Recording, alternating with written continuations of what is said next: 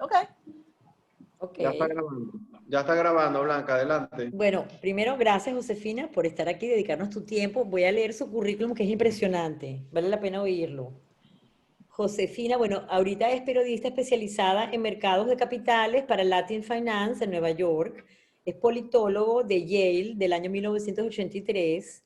5 años más tarde obtuvo el MBA en el IESA y posteriormente en el 2001 obtuvo un máster, un PhD en Administración Pública en NYU.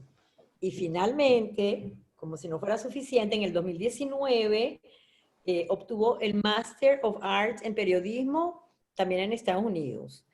Es profesora investigadora del Centro de Políticas Públicas del IESA por 32 años, entre el 86 y el 2018, donde cumplió roles como coordinadora del centro y coordinadora de la Maestría de Gerencia Pública, creadora y directora del programa de liderazgo y gerencia pública desde el 2006 y miembro del Social Enterprise Knowledge Network, red para la que realizó investigaciones sobre empresas sociales.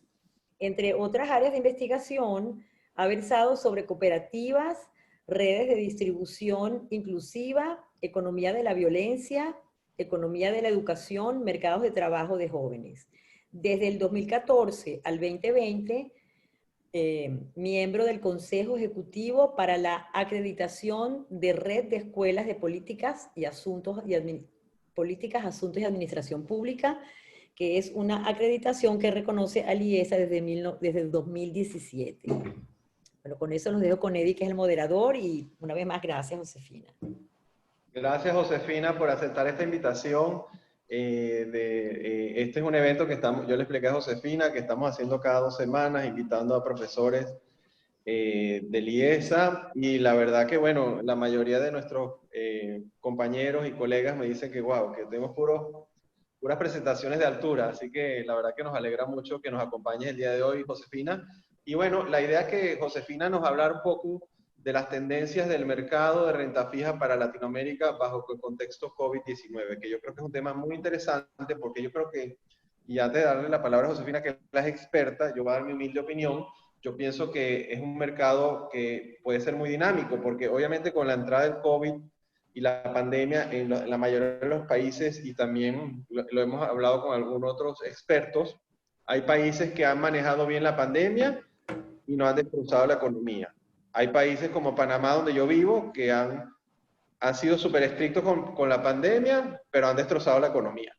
Y otros países que no lo han hecho de esa manera, han dejado que la economía fluya. Pero definitivamente aquí hay dos cosas en renta fija, sobre todo el mercado de Latinoamérica, ya sea si son papeles de los gobiernos, obviamente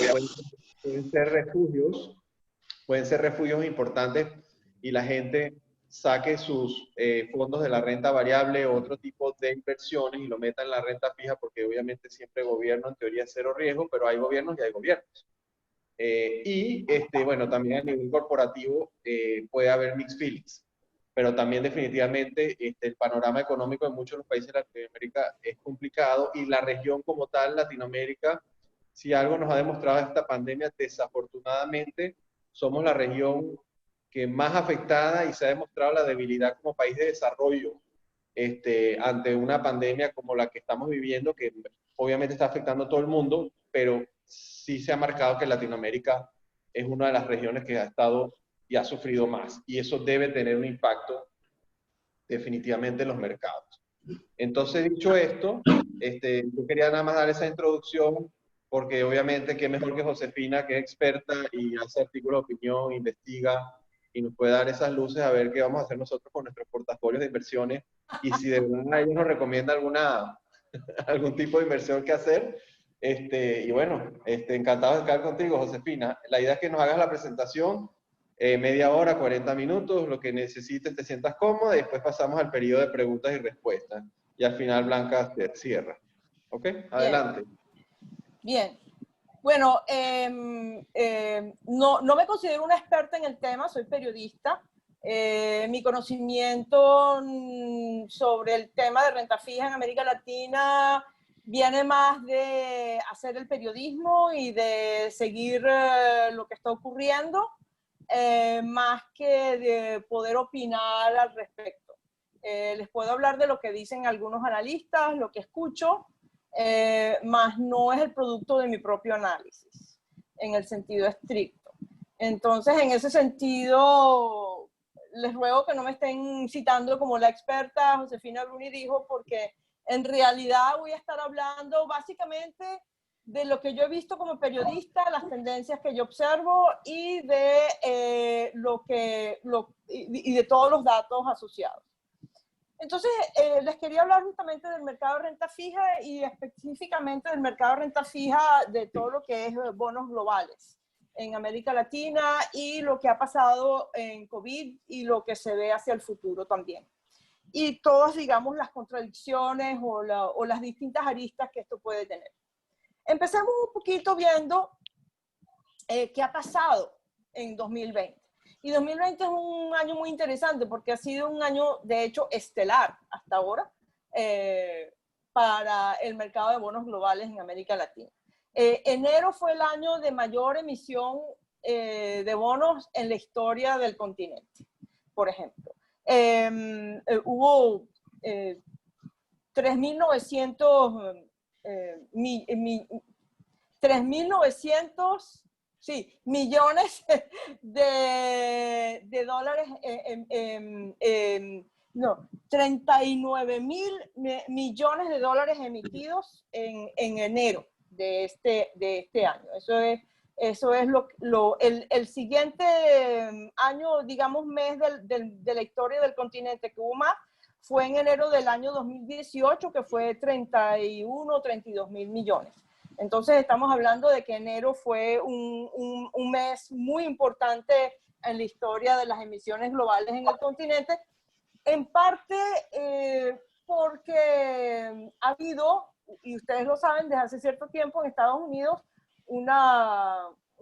han ido bajando las tasas de interés en Estados Unidos. Esa ha sido un poco la política monetaria y eso ha llevado a que, digamos que el apetito de los inversionistas se mueva hacia América Latina. Luego llegó COVID, ¿no? Y se derrumbó el mercado. Febrero y marzo, digamos que las emisiones fueron casi nulas.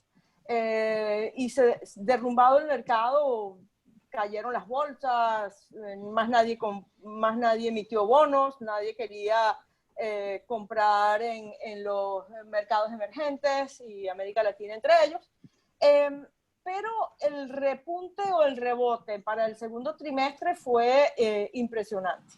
De hecho, en abril, mayo y junio ha habido más emisión que en los meses equivalentes en 2019, 2018 y posiblemente hasta 2017 en algunos de esos meses. Entonces, todo este proceso de rebote, por supuesto, empezó con los soberanos. De hecho, empezó a finales de marzo con Panamá, que emitió 2.500 millones de dólares. Luego vino Perú con 3.000 millones, Guatemala 1.200 millones, México 6.000 millones, Paraguay 1.000 millones. Y le siguieron los cuasi soberanos y ya para este trimestre que está en curso, lo que ha empezado a subir ha sido las emisiones de las corporaciones, sobre todo todas las corporaciones que se consideran lo que llaman investment grade, que son las que tienen, digamos, clasificaciones de riesgo dentro de lo que es investment grade, grado de inversión por parte de las acreditadoras o clasificadoras de riesgo. Ahora, ¿por qué ha habido ese incremento tan importante? Bueno, en gran parte porque como hubo una política muy agresiva de parte del Fed, la Reserva Americana, el Banco de la Reserva Americana y el Banco Central de Europa y en los países desarrollados de tratar de estimular y de crear liquidez en las economías para hacerle frente a la crisis del COVID, eso creó una situación donde los retornos eran tan bajos en estos países desarrollados que los inversionistas empezaron a buscar un poco más de renta en nuestros países. Sin embargo, eso no era todo. Había como más, un poco más que eso en el pensamiento. Y es que también los inversionistas sintieron como cierto respaldo, una seguridad, según dicen los analistas, de parte de justamente del FED y de los organismos de acá para ir a invertir allí. Es como dicen como en inglés, como que les dieron un backstop, como que les dieron un colchón. De aquí no te vas a caer, no te preocupes. Ve e invierte. Y entonces eso dio la seguridad entre los inversionistas para que fueran a invertir en los países emergentes, las economías emergentes, incluyendo a América Latina. Entonces, digamos que esa situación bajó las tasas, bajó los spreads, las márgenes en América Latina, al punto que para los países emisores y para las empresas emisoras, emitir se hizo muy interesante porque incluso emitía básicamente para refinanciar a una tasa mucho más baja de los bonos que ya tenían en el mercado. Entonces, si uno ve muchas de las emisiones en los últimos meses, muchas son para refinanciar, básicamente para sacar bonos a más alto costo en el mercado y reemplazarlo por bonos a más bajo costo y que se vencen más lejos en el horizonte de tiempo. Entonces, eso ha sido una de las razones de la gran oferta que ha habido, y ya les dije que la gran demanda se debe a ese backstop, a ese colchón que sienten los inversionistas durante este periodo. Por supuesto que también ha habido otros motivos, por supuesto, para además de refinanciar deuda a los precios tan baratos, ha habido, por supuesto, la necesidad de los países, ¿no? Entonces, sobre todo en la emisión de bonos soberanos, por ejemplo, la necesidad de los países ha sido la necesidad de asumir el costo fiscal que ha significado el COVID-19. Si uno ve todas las políticas fiscales y monetarias en los países de América Latina, ha habido recortes de impuestos, transferencias de efectivo a la población, diferimientos en el pago de impuestos, préstamos garantizados por el gobierno, los bancos centrales haciendo quantitative easing, o sea, comprando bonos del tesoro para financiar al tesoro. Entonces, todas estas cosas, todo este dinero se ha estado usando en parte para eso y para inyectar liquidez en las economías. También el sector corporativo ha estado pidiendo prestado para poder sobrevivir, siquiera, para llegar al otro lado del río. Porque en este periodo de COVID, básicamente lo que están es lo que llaman quemando efectivo. Quemando efectivo es, bueno, gastando con pocos ingresos, sobre todo en algunos sectores, ¿no? Que son los más críticos. Entonces, eso es más o menos la dinámica que ha habido en cuanto a las tendencias últimamente. Una preguntita. ¿Cuáles son los rendimientos de esos bonos soberanos? ¿Cómo? ¿Cuál es el rango, los rendimientos de esos bonos soberanos de Latinoamérica? Más o menos, ¿cuál es el rango de su rendimiento? ¿Son muy bajos? Porque, depende del mercado, depende del país y depende del mercado. Por ejemplo, para darte un ejemplo, déjame buscar aquí un segundito, que no los tengo a mano, pero te puedo decir soberanos, ¿verdad? Sí. Déjame ver una emisión reciente.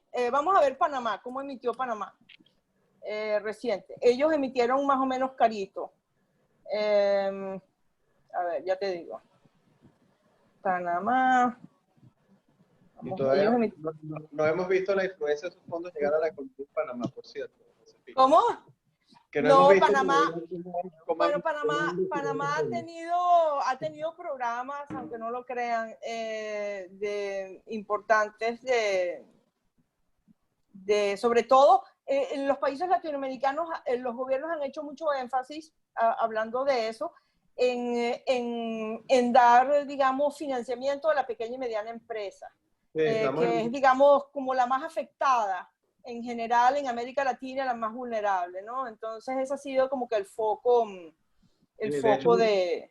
Josefina, ahora hay un programa del Banco Interamericano de Desarrollo que a través del Banco Nacional de Panamá, yo en el banco que estamos participando para dar financiamiento a las pymes con ventas menores a 2.5 millones, el fondo está a 1.75 y tú puedes cobrar hasta una tasa de 6% más un impuesto que llama acá FESI del 1.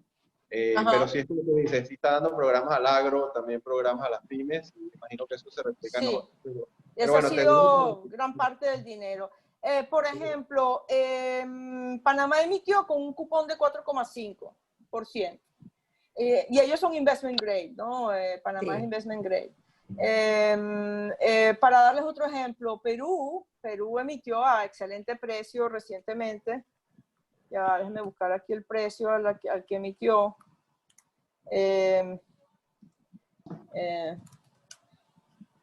Ya les busco. Y creo que ellos emitieron al cupón más bajo en su historia recientemente. También. Y eso también está pasando con los corporativos. Ahorita acaba de emitir Coca-Cola FEMSA en México y unos bonos verdes, que por cierto se está poniendo de moda, los bonos verdes, y están anunciando que son los cupones más bajos en la historia de la empresa. Entonces, lo que les quiero decir es, como dicen algunos analistas, que los precios son casi que ridículos en el mercado, que cómo no vas a salir a pedir prestado a los precios que tienes acceso. Claro, eso es, y nuevamente también lo dicen los analistas, para la gente que es investment grade, o sea, para los países y empresas que son investment grade. Los que están, digamos, en bandas más complicadas, como les digo, como los que son de alto riesgo, de high yield, más bien esas organizaciones han empezado a tener problemas porque no tienen el mismo acceso, ¿no? No tienen el mismo acceso y tienen necesidad de efectivo. Entonces están en una situación como más apretada en estos tiempos. Déjame ver si consigo Perú. Yo no sé por qué no consigo aquí mi Perú. Ajá, déjame un segundito. Déjame poner aquí. Un segundito. ¿No le puedes quitar el sonido a tu teléfono? ¿Yo? Yo no tengo sonido. No. Ah, otra persona. Disculpen. Bueno, yo mientras tanto puedo buscar Perú, pero de verdad las tasas han sido en general muy atractivas para todos los emisores últimamente. Si quieres les doy otro ejemplo. Aquí tengo, por ejemplo, Braskem, que es una petroquímica brasileña que emitió recientemente, pero ellos sí son high yield, emitieron a 8,5. Eso es altísimo, wow, comparado con otros en el mercado ahorita. El Salvador emitió, que también es high yield, a 8%, ¿no? Eso es caro. José, ¿a qué plazo están emitiendo estos bonos? ¿Hay sucesiones de bonos? Mira, 10, 20, 30. El de Braskem era de 60 años, era una locura. Wow. O sea, era casi un bono perpetuo. ¿Y tiene cupones trimestrales, anuales? A veces, normalmente son semestrales, normalmente. Porque casi estás cobrando un 8% mensual, no, semestral, eso es anual. Semestral, o sea, 8% anual, pero estás cobrando semestral. Cobra semestral, pero la tasa es por anual. 60 años, sí, es casi perpetuo, ¿no? Sí, es prácticamente perpetuo. ¿Y esas emisiones están siendo en dólares o están siendo en euros o en moneda local? Yo estoy hablando de puros eurobonds, o sea, que estoy hablando de puro que dólar, euro, o puede ser en moneda extranjera, en moneda dura en general. Por ejemplo, aquí tengo, fíjense, Honduras emitió en junio con un cupón de 5,6, que no está mal para ser un país con los problemas que tiene. Pero Josefina, llama la atención, Josefina, porque Honduras es un país que de Centroamérica es como la paria, en el buen, o sea, sin de respetar al país, porque es de los países que más complicados están si lo comparas con, dijiste otro país de Centroamérica que están pagando 8, El Salvador, no sé si fue. Sí, El Salvador, correcto. Brasil emitió en junio con un cupón de 2,87. Okay.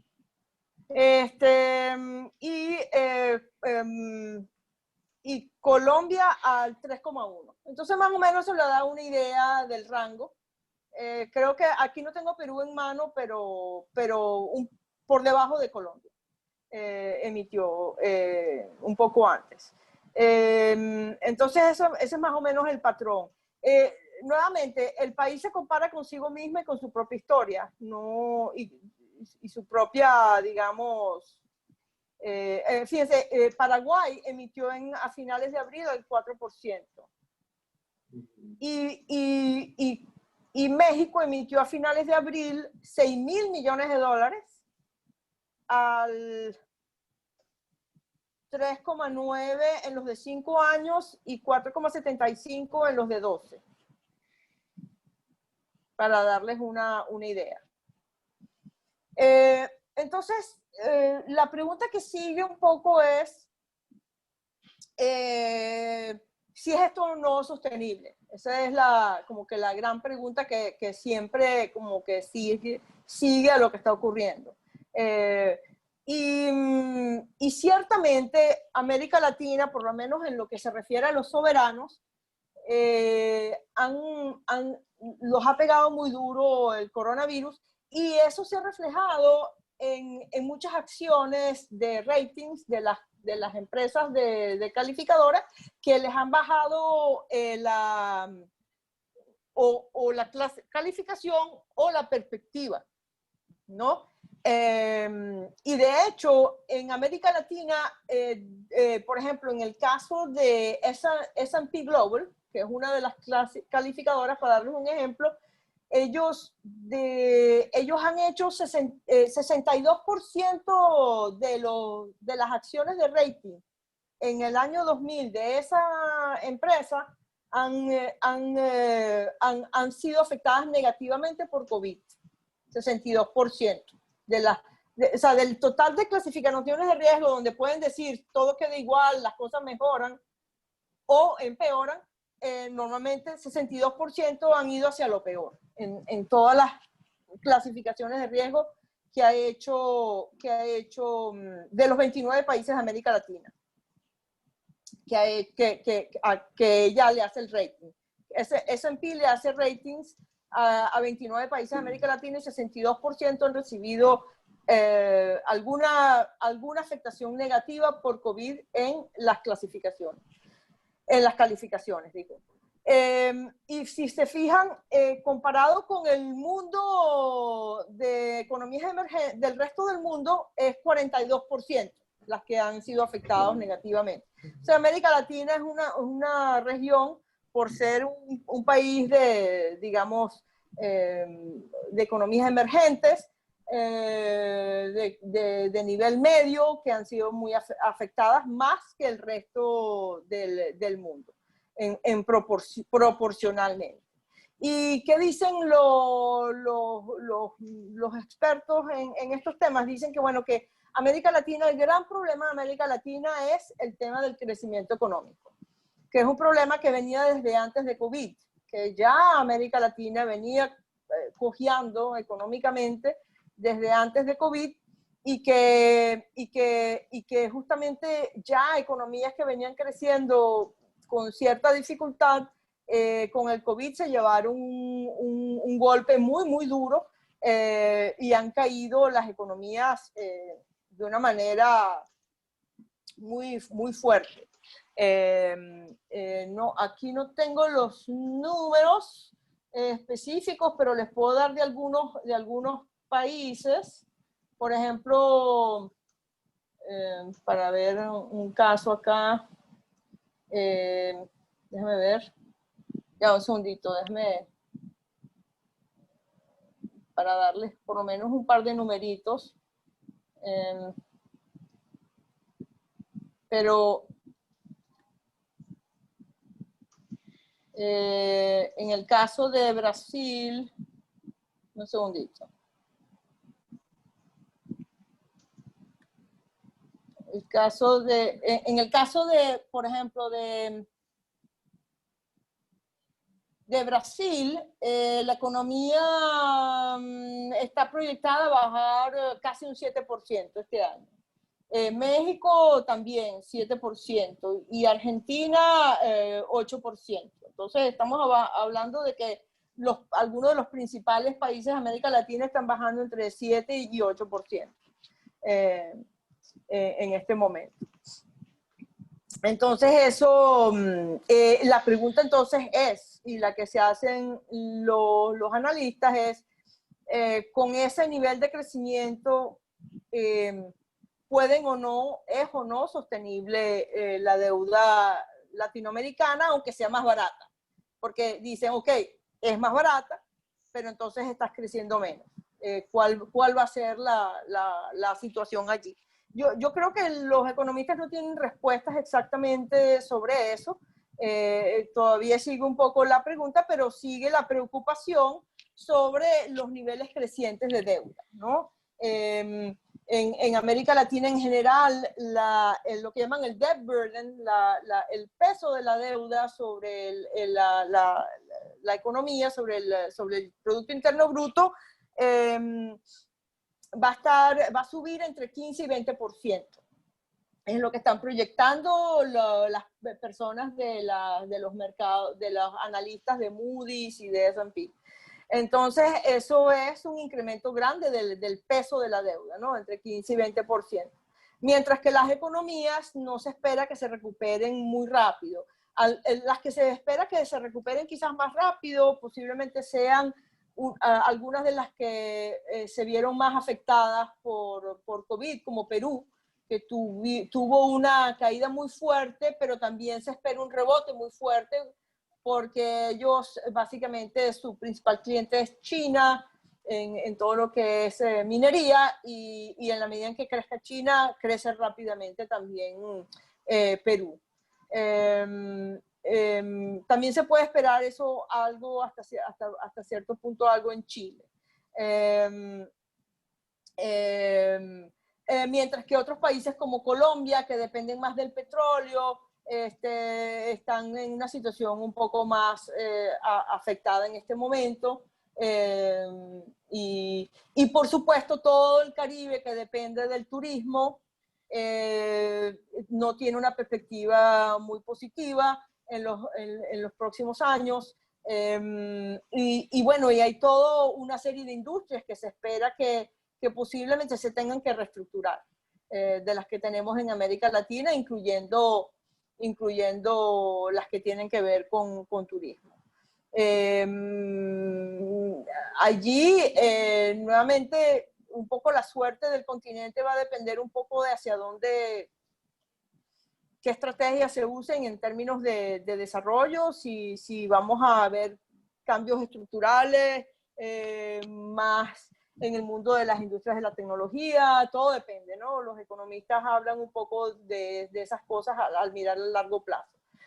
Pero el hecho que hay como 3 factores claves que miran los analistas para ver, digamos, hasta qué punto va a aguantar digamos, esa combinación de mayor peso y economías más pequeñas. O sea, porque lo que va a haber, lo que se espera es mayor peso, mayor entre 15 y 20% más peso de deuda, y economías latinoamericanas más reducidas en tamaño, de más pequeñas. Y la capacidad básicamente de los países para pagar van a depender en parte del peso de deuda que tenga cada país, de lo que llaman financial stress, de sus necesidades más inmediatas de financiamiento que tengan, si tienen necesidades inmediatas de financiamiento o no. Hay algunos países que tienen más necesidades de financiamiento internacional que otros porque tienen mercados locales mucho menos desarrollados. Por ejemplo, Argentina, Ecuador, dependen mucho del financiamiento internacional, mientras que Perú, Brasil y la misma Colombia tienen mercados locales mucho más desarrollados. México tiene un mercado local desarrollado intermedio, no suficientemente. O ellos quieren tener un mercado más desarrollado, un mercado local más desarrollado, pero no lo tienen. Pero todo va a depender de eso. Y el tercer factor que hablan los analistas es los precios de los commodities. Latinoamérica depende mucho de los precios de los commodities y la suerte de nuestros países en los próximos años va a depender mucho de eso. Entonces, nuevamente, los tres factores a tener en cuenta son eso: el peso de la deuda en cada país, el financial stress, o sea, las necesidades inmediatas de financiamiento que se puedan tener, y los precios de los commodities. Entonces, bueno, los dejo con eso y si tienen algunas preguntas. Sí, gracias Josefina. Entonces voy a dejar que la gente haga una pregunta y yo tengo una pregunta para el final, pero primero vamos a dejar a los demás para que a ver quién quiere preguntar. Yo quiero saber qué son los bonos verdes.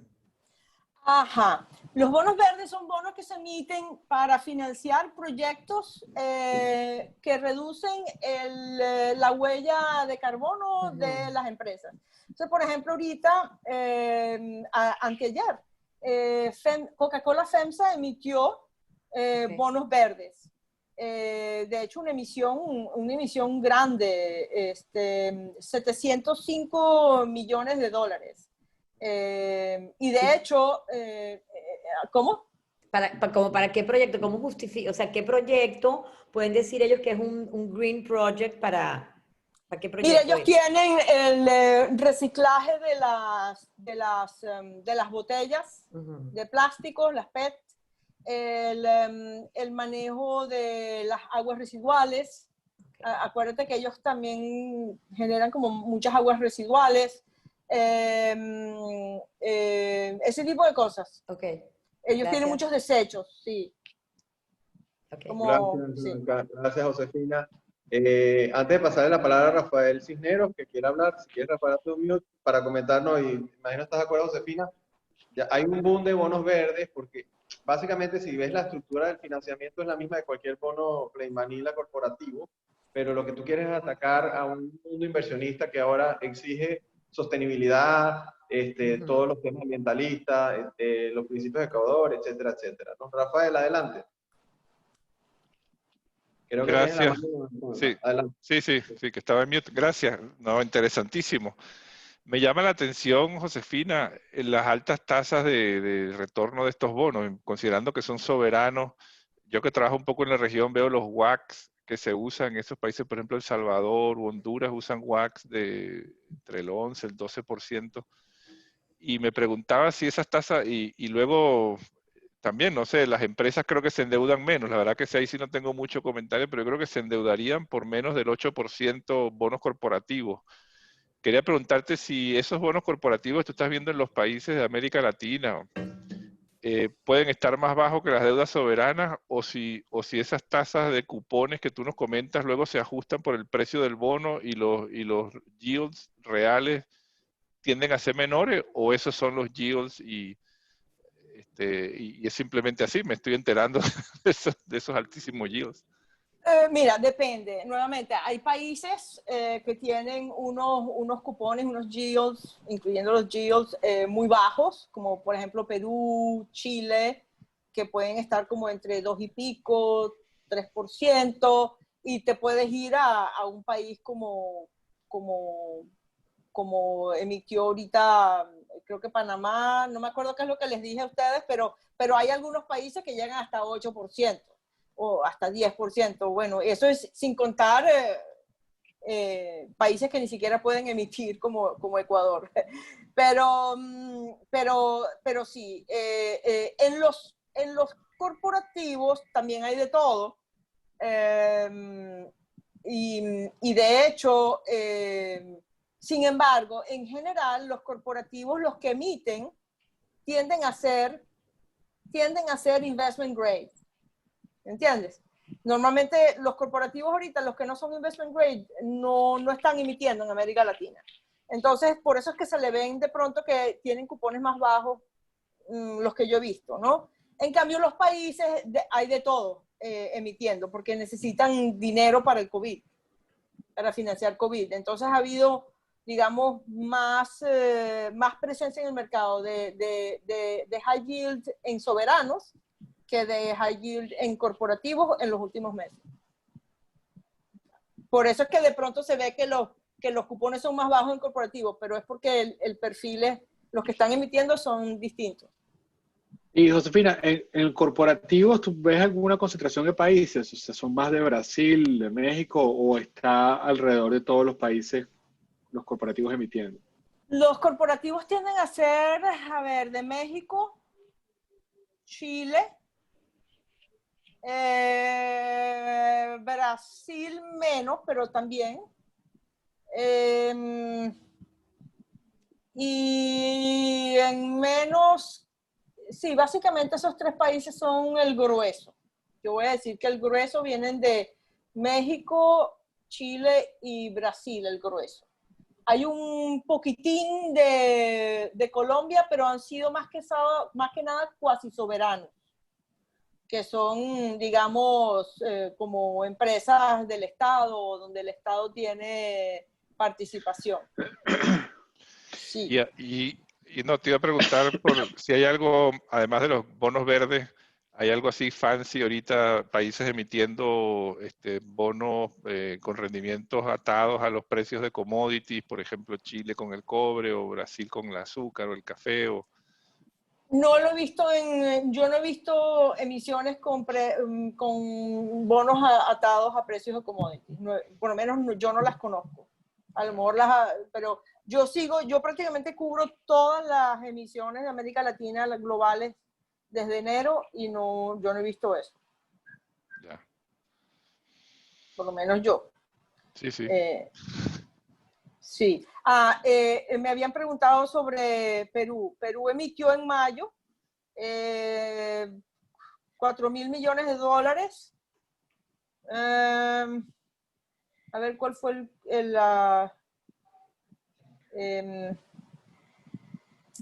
a ver cuál fue la tasa. Ya va. Ajá, aquí está. Bajito, cupón 2,39. Wow. Más bajo de América Latina. Me llama la atención que puede haber interés en esos bonos cuando el mercado de acciones está, tú sabes, boyante. Tesla sube 20% en un día, que quiere un bono de 4%, de 2% al año. Y yo no tengo Bueno, ni un porque es Tesla. renta fija, es más seguro Sí. como es renta fija, ¿sabes? Como es menos volátil posiblemente que el mercado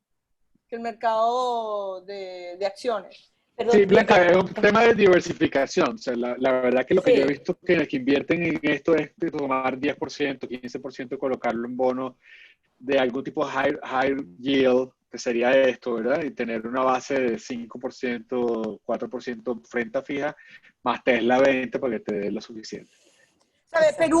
Invertir en Perú a 2,39 es como decir, en vez de invertir en Estados Unidos, donde la tasa es casi cero, déjame invertir en un soberano que yo sé que es buena paga y me va a rendir más. Y es más seguro que algo muy volátil en el mercado de acciones. Sí, ¿estas inversiones, José, están siendo corporativos, institucionales, o hay también acceso a individuos para comprarlas? ¿O se compran a través de fondos de bonos? Mira, en general, yo diría que el 99% es puro institutional investors. Ellos son los que luego, digamos, como que reempaquetan eso para el mercado a través de estos instrumentos que empaquetan cosas. Sí. Sí. Y de hecho, cuando uno compra muchas de estas cosas en el mercado, ¿no? Estas cosas reempaquetadas ¿cómo se llama? Esos de BlackRock y todas estas cosas que reempaquetan instrumentos y venden, y venden esos paquetes que son como más estables porque son de por sí son carteras balanceadas Sí, bueno, el tema cosas. con el tema con los bonos y los fondos de bonos es que el bono, esto lo hablaba con algunos de los presentes aquí, es un tema de apetito de riesgo y de interés personal, y de preferencias personales, ¿no? Entonces, cuando tú compras un fondo de bonos, con las tasas que están al cero, lo que puede pasar, bueno, en los próximos 2 años se puede mantener estable, no va a bajar mucho más, pero va a subir. O sea, el fondo de bonos tiene una tendencia que va a caer en algún momento, en cuanto suban las tasas de interés, el fondo va a caer.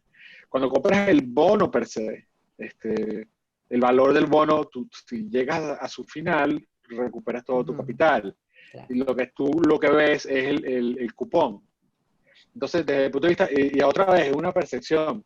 Pero desde el punto de vista personal o desde el punto de vista institucional, alguien prefiere tener el bono porque tienes el capital asegurado y tus cupones versus tener un fondo de bono. Que el fondo de bono sí fluctúa con el mercado, con las tasas, ¿ok? Sí. Entonces, es cuestión de preferencias personales. Yo Sí. cuando veo que mi fondo está cayendo ya me pongo nervioso. Sí, pero en general lo que llaman el retail son los ETFs, pues, ¿no? Que son los fondos de bonos. Ahí me pone nervioso, Osvaldo, ver cómo se va a repagar esa deuda, porque al 4 al 8%, o sea, bonos entre el 4 y el 8. Si tú también te pones a pensar en la deuda americana, es el mismo conundrum. Es el mismo lindo. La verdad estamos, yo a veces creo que es así como vivir en The Matrix, en un mundo virtual. Todos creemos que estamos viviendo esta realidad. No, pero es que Estados Unidos es el dólar. Yo digo, ahí él puede fabricar dinero porque él es el dólar. O sea, él es él. Las inflaciones siempre son como contra el dólar. Sí, Entonces, y además que Estados Unidos luego puede crecerte al 3 o al 4 de un rebote, pero ni El Salvador ni Perú van a rebotar al 3 o al 4 para aumentar la base impositiva, o sea, más bien van a caer, yo no sé. Sí, aparte el caso de Argentina. Argentina está estructurando la deuda esta semana, si mal no recuerdo. Sí, y es otra vez, están 90.000 millones de dólares. Pero fíjense, Perú, esto es una cosa interesante de algunos de los países de América Latina, como Perú, Chile y Colombia en particular, que cuando llegó COVID ellos tenían muchas reservas fiscales. Ellos venían con programas de disciplina fiscal desde hacía tiempo. Ustedes se acuerdan que en Venezuela teníamos nuestro fondo de inversiones de Venezuela, ¿se acuerdan?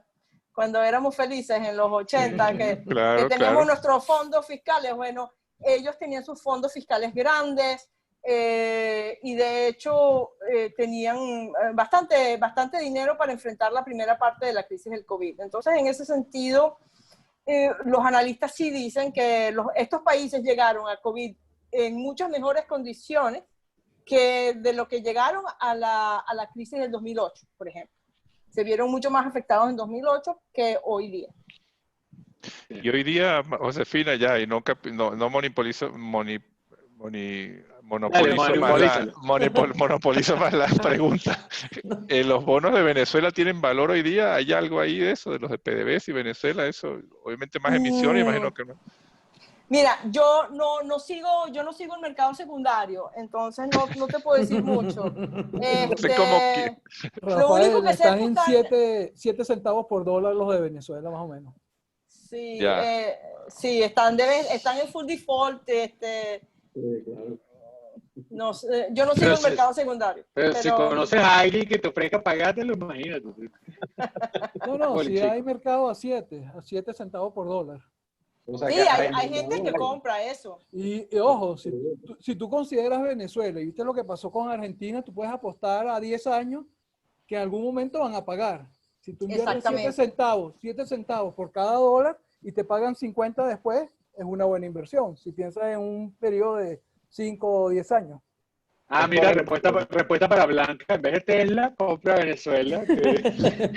O sea, y Bueno, como eso es lo que decía por, hacen los fondos, esos, los fondos, Los buitres, esos, los buitres. los buitres, los fondos buitres. Exacto. Eso es Oye, una exactamente. pregunta, Josefina. Después le cobramos $100 a Rafael Cisneros por monopolizar la tira. No, ¿Cómo? una pregunta, Josefina. Mi pregunta era la siguiente. Bueno, yo conociendo el caso más Panamá, que es grado de inversión, pero como tú bien hablabas, los países, los soberanos, los países están endeudando 15-20% más, o sea que su relación déficit fiscal o endeudamiento contra el PIB se va deteriorando en el tiempo. Pero entonces hay un riesgo a la vez de que quizás algunos países pierdan su grado de inversión y su habilidad fiscal por la pandemia que puede estar sucediendo, y eso le va a implicar un incremento de sus costos a la hora de salir a los mercados. Entonces, ¿cómo ves eso hacia adelante? Como tú hablas de la sostenibilidad, o sea, ¿ves algunos peligros en algunos países o no lo ves? ¿O ellos van a seguir emitiendo? Porque definitivamente las consecuencias de la pandemia van a continuar en los países, o sea, que va a haber más necesidad de fondos. Esa es mi pregunta. Sí, lo que yo he escuchado entre los analistas últimamente es que no va a haber ángeles caídos, o sea, son pocos los que va a haber, los ángeles caídos que va a haber, que se espera, pues. O sea, los que ya son high yield se quedan en high yield, los que no son high yield van a estar, se van a mantener en investment grade, ¿no? Esa bajada de investment grade a high yield no están como que a la vista en este momento en los soberanos. Ha habido algo de presión en algunos corporativos, ¿no? Ha habido algo de presión en los corporativos, sobre todo porque han tenido como problemas de liquidez, cierta presión, entonces ha habido algunos lo que llaman fallen angels en el mundo corporativo, pero no tanto en Sí. los soberanos. Eddie, comentando ese punto, yo lo que nosotros hemos visto es que si tienes el caso de Ecuador o Panamá, donde la moneda es dólar, tienes efectivamente ese problema porque lo ajusta. La otra alternativa que hemos estado viendo es que los países están subsidiando o bajando las tasas o manteniendo las tasas de moneda local artificialmente bajas, haciendo o permitiendo que las empresas locales se endeuden en el moneda local. Con lo Correcto. cual hay un subsidio indirecto, porque tú emites en reales en Brasil, pero pagas el 3% y no tienes riesgo de devaluación. Entonces, eso es lo que ha permitido hasta ahora, de alguna manera mitigar, o es el equivalente al mecanismo que en Estados Unidos se implementó de ayuda a las empresas. Ha sido ese el mecanismo que nosotros hemos detectado que se ha estado implementando en algunas de las empresas. Correcto, pero lo que les quiero decir es que entre los soberanos no se está hablando de que va a haber ángeles caídos. En cambio, entre las empresas, por ejemplo, Fitch Ratings ahorita en agosto habló de que hay 40% de las empresas que ellos califican en América Latina, 40% están en BBB menos.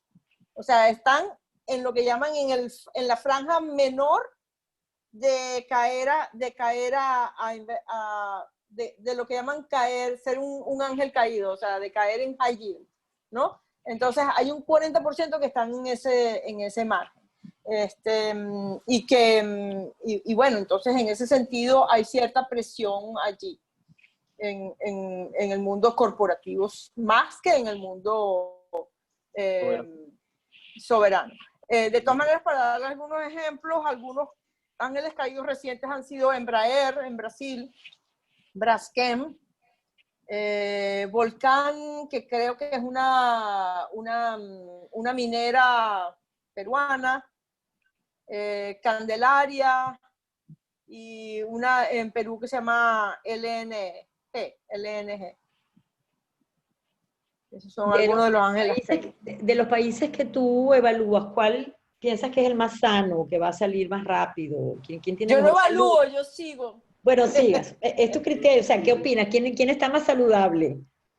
Lo que dicen los economistas, los economistas les encanta Perú. Les parece que Perú es un país que va a rebotar rápido, que está sano. Y los que tienen así mejor manejo, digamos, de las finanzas públicas son Perú, Chile y Colombia. En el manejo de sus finanzas públicas. Y por supuesto Uruguay, por supuesto, pero es un país chiquitico. Bueno, claro, entonces esos países son los que emiten a tasas muy bajas y los otros son altamente riesgosos para que El Salvador te pague 8%, o sea, un poco... Ok, sí. Gracias. México emite, nuevamente, México tiene las finanzas públicas un poco más comprometidas, pero sigue siendo un emisor atractivo.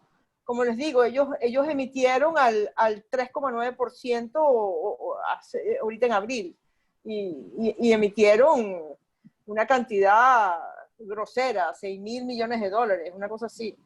Wow. Pero ellos son un paisote Claro. que tienen muy buenas relaciones con los banqueros, que pagan, ¿no? Entonces, y que según me han explicado, ellos cultivan su relación con los bancos. Entonces, ellos tienen una tradición ahí. Okay.